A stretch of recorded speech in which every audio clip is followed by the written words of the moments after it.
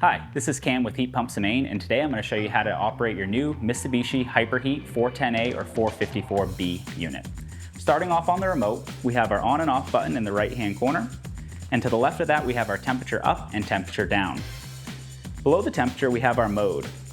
Right now it's in auto mode, and by hitting the mode button we can cycle through the different modes that the system has to offer.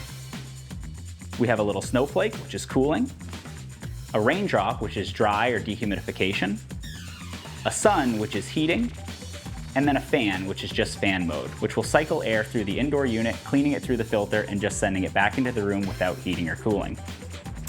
Below the mode we have Econ Cool mode, which will operate in cooling as efficiently as the system can.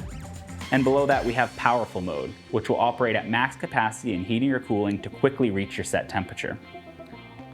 Below the plus sign of the temperature, we have our fan button, where we can cycle through quiet mode, which will operate as slowly as the fan can operate to be as quiet as can be. We have fan speed 1, fan speed 2, fan speed 3, fan speed 4, and then fan speed auto, which will automatically adjust the fan speed based on your set temperature. To the right of that, we have our wide vane. That's going to control our left to right wind direction. You can either set it all the way to the left, a little bit more centered, all the way to the right, or you can have it in auto oscillating where it will oscillate left and right.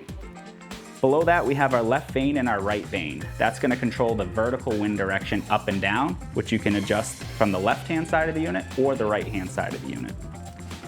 And below that option we have indirect or direct. By selecting this option, you can either have the heat pump find you in the room and blow directly on you, or find you in the room and ensure the air is blowing away from you.